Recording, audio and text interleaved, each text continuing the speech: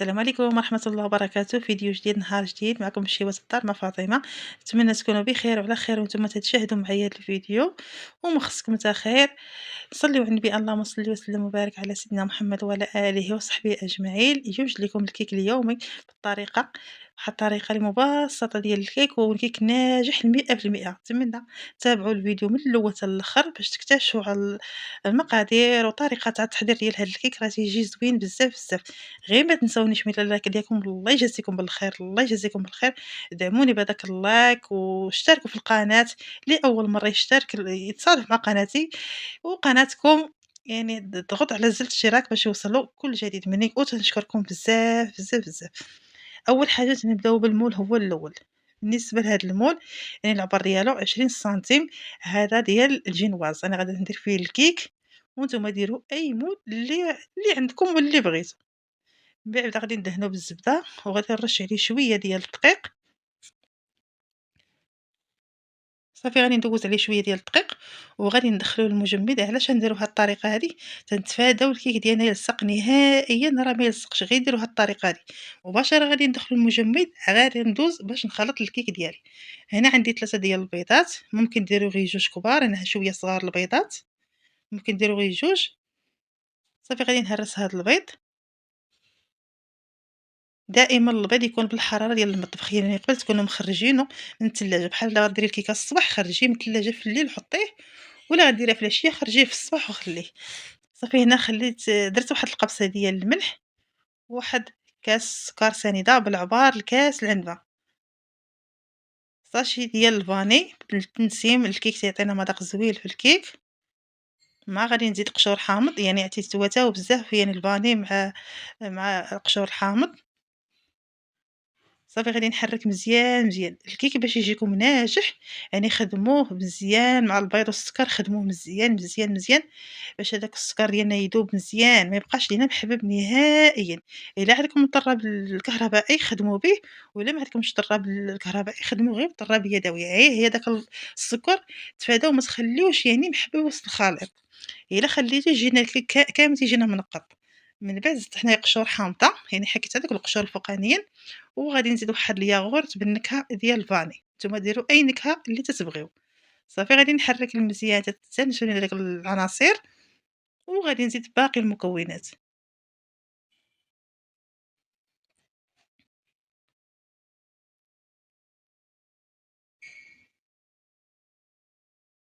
وهنا عندي نص كاس ديال الزيت بالعبار الكاس العنبه. صافي تنزيدو غير خويط غير بشويه بشويه كما تلاحظوا.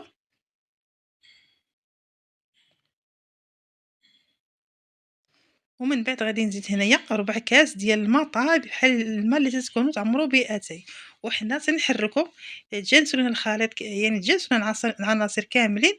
ومن بعد غادي نزيد هنا النواشف، غادي نزيد 2 كيسان ديال الدقيق وبالعبار الكاس العنبه. هذا الخليط اللي عطيتكم راه هز ليا 2 كيسان ديال الدقيق نيشان، ما فوقهم ما تحتهم. نغربلوا الدقيق فوق الخليط ضروري باش يجيكم الكيك يعني ناجح ويجيكم فشفش من الداخل، وما يبقاش لنا داك الدقيق مكتل. صافي حنا تنحركو مزيان تتجانسو لينا داك الدقيق مع يعني مع الخليط اللي عندنا، ما يبقاش لينا داك الحبيبات ديال الدقيق نهائيا. وحنا تنحركو. بالنسبه للخماره تنخليوهم هما التاليين، يعني هما الاخرين عاد تنزيدوهم. صافي بعد ما تجانس هذاك الدقيق مع الخليط غادي نزيد هنا 2 خمارات من وزن 8 غرام. صافي تا هما نحركو غير بشويه بشويه، يعني ما نبالغوش في الخلط بزاف من نديرو الخماره.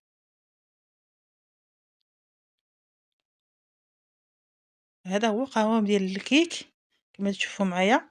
يعني يجي شويه ثقيل، ما يجينيش خفيف بزاف. الا درتو الكيك خفيف راه غادي يطلع لكم الكيك، ولكن من غادي يبرد غادي يهبط. ضروري تحترموا المقادير باش يجيكم الكيك ناجح. اخر حاجه غادي نزيد معلقه عامره ديال الخل. يعني واخا تشوفوا معلقه عامره ديال الخل، راه ما عندنا حتى مشكل في الكيك، راه تجيبوه ناجح وتجيبوه مفشش. بالعكس يجي واحد الكيك اللي طالع وتيجي زوين بزاف. نحركو غير بشويه بشويه هذاك الخل مع الخميره، يعني تيتفاعلوا تعطينا واحد النتيجه زوينه. من بعد غادي نجيب المول ديالي من المجمد، وغادي نهبط هنايا الخليط كما تشوفوا معايا. صافي تنهبط داك الخليط كامل. صافي هنا بالنسبه للفران عندي غير فران غازي، غادي نطيب فيه الكيك. يعني ما الفران بارد تندخلوا الكيك ديالنا عاد تنشعلوا الفران. بالنسبة درت هنا واحد العزيل ما بين الطاوة ديال الفران وهاد المول، درت المقلة ديال الحرشة ولا ديال المسمن. ممكن ديروا المقلاق وإلا ما عندكمش الفران يعني زوين نوعية مزيانة ما ديروهاش. صافي هنايا هبّطت الخليط ديالي وغادي ندخّلو الفران يعني من الفوق حتى نشمو الريحة ديالو عاد تنحلو عليه، تقريبًا ياخد لكم واحد نُص ساعة حتى يعني 35 دقيقة تقريبًا اللي غياخد لكم. هنا راه طاب الكيك وخرّجتو وبرد، هنا شوفوا ولدي هنا جا حطيته وجا هبش منه واحد شوية، ماشي مشكل. هنا غنديمو ليه كما تشوفوا معايا، يعني الكيك خليته تا برد نهائيًا ما تيلصقش ليكم، غير تبعوا هاد الخطوة هادي راه ناجحة. هنا شوفوا المول، هنا هاد الكيك يعني تقريبًا ديروا به حتى شي حلوة ديال لاكريم ناجح، واحد الكيك اللي زوين بزاف. إلا بغيتو ديرو هكا اللي ما تصدقش معاها كجينواز، دير هاد الكيك هذا وديروا حتى هكا الحلوة ديال لاكريم يجيكم ناجح. بالنسبة لهاد الصوص أنا حضرتها هكا خصيصيًا باش نديرها هكا للكيك، وتبقى عندي هكا في الثلاجة الوقت اللي بغيتها غنجبدها. إلا بغيتوها خليوها ليا في التعاليق موجودة معاكم. صوص ديال الكراميل، كاس ديال السكر، ذوبتو وزدت عليه كاس ديال الماء، وزدت عليه واحد شوية ديال الشكلاط الأبيض يعني داب معاه، وعطانا واحد الصوص اللي زوينة. إلا بغيتوها خليها ليا في التعاليق نوجدو معاكم. صافي هنا درت يعني تا برد هذاك الصوص، هنا دهنت الكيك ديالي وغادي نزينو.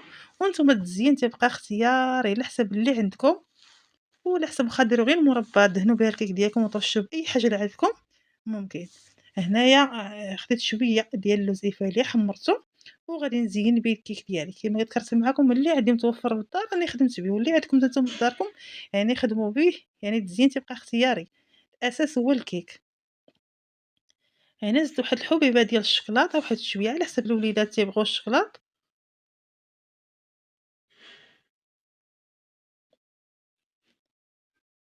وهنا داك عندي واحد شوية اللي بقى لي يعني هداك الصوص ديال الكراميل راه ما درتوش كامل، يعني بقى لي غنديرو هكا في الثلاجة، الوقت اللي بغيتو غادي نجبدو. هنا درتو هنايا شوية في بوش ودهنت هاد الخطوط كيما تشوفوا معايا تيعطيو واحد المنظر زوين، وتيزيد يعطيو داك المذاق الزوين مع ديك الطبقة المقرمشة ديال اللي جات من الفوق. يعني عطاو واحد التعليكة زوينة، زوينة بزاف هاد الصوص هذا. ونتمنى الفيديو ينال إعجابكم وهاد الكيكة تعجبكم. دابا تنشوفوا الشكل النهائي ديال هاد الكيك.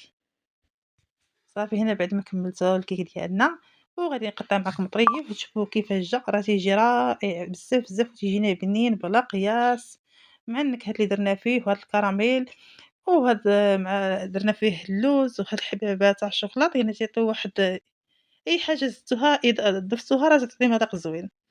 ونتمنى الشرح يكون واضح ليكم، نتمنى الفيديو ينال الإعجاب ديالكم. وشوف تبارك الله راه تيجي فش واحد الكيك تيجي طالع ما شاء الله.